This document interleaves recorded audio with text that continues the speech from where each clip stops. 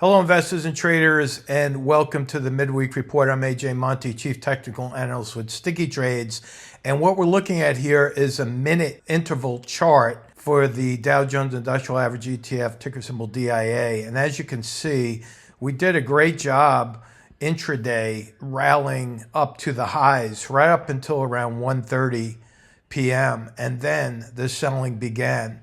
As we're coming into the final minutes of trading, I think what we're seeing here is maybe a little bit of a pop from those short sellers who are covering in their profitable trades starting from 1:30. So in other words, if you're short up here with the PPI numbers coming out tomorrow, you may not want to stay short overnight because those numbers come out at 8:30 a.m.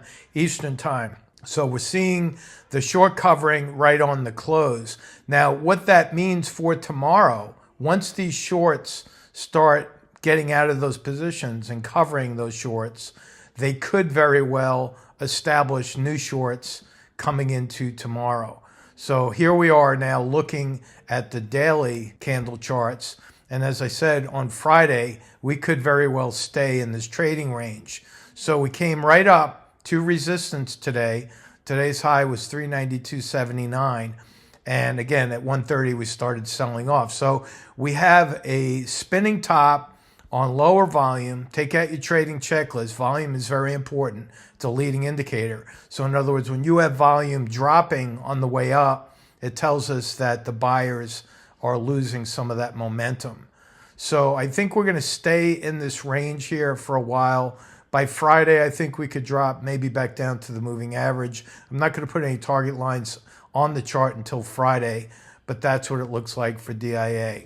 Now we're under 2 minutes until the close. Let's take a look at IWM. I still have my downside target down here in IWM set at 197.41.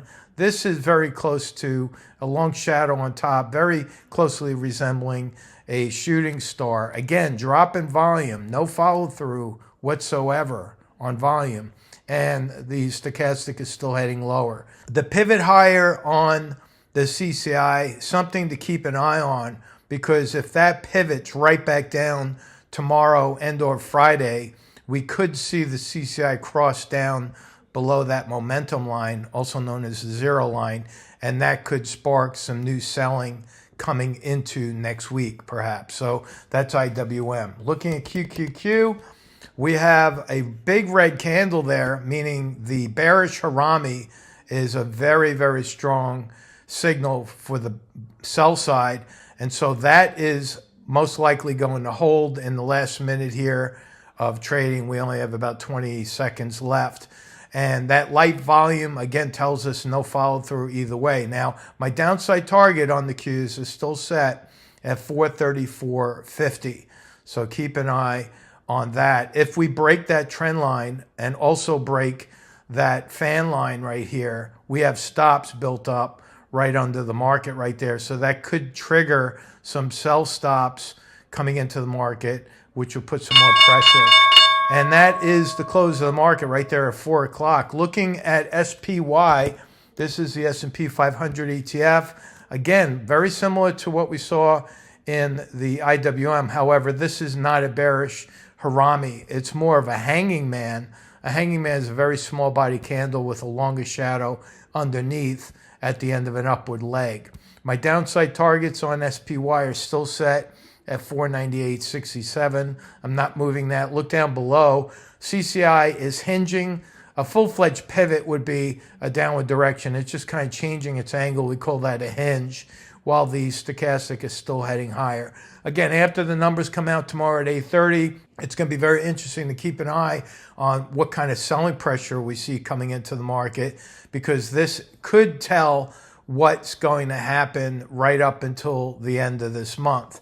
Now, if you look at the VIX, again, very interesting because we're still caught with two gaps below the market. We came very close to filling this gap here today. Whether or not we do that tomorrow will have to be seen. We could see that fill on the opening. Remember, gaps on the VIX fill a large number of times, and the other part of gap rules are that once that gap fills, or any gap below the market fills, we tend to reverse and go the other way. So we could see a reversal higher by Friday or possibly Monday and Tuesday next week. And a rallying VIX obviously is bearish for the market because that's more or less a fear index. As the fear starts to come in, investors start to feel a little anxious and you'll see selling coming in. So a rallying VIX is bearish for the S&P, something that you definitely want to keep an eye on. Now, finally, I'm just going to mention this very quickly. SLV had a tremendous day. Look at that candle. It looks like it's on its way to fill this gap. If that gap fills, I will be selling the last part of my 15% position. I'm currently out of SLV by 10%, meaning I'm still in 90%. So I'm having a good day today, as well as many others who are long silver. But once that gap fills and I see a drop in volume, I'm probably going to sell the last 5% because I do not want to be out of silver by more than 85% of the position. And you can see we have a wide divergence from that moving average. Negative divergence is here on the CCI, and that is silver. Remember, tonight we are having the rapid fire stock analysis segment from 6 to 7 p.m. My goal is to go over 60 stocks in 60 minutes. If you're brand new or not yet subscribed to Sticky Trades, just go to stickytrades.com. It's not too late to get enrolled in that. We have a 15-day trial offer. We do not take credit cards on that 15-day trial, so you don't have to worry about that. We know what it feels like to go to a website and have to put your credit card in. I don't ever do it, by the way, because there's so many scammers out there. So I know what that feels like. We are working very, very hard to build relationships with the audience, and we want to make that a very comfortable experience for you. So hopefully we'll get to talk to you later on tonight from 6 to 7. You have a good rest of the week. So long.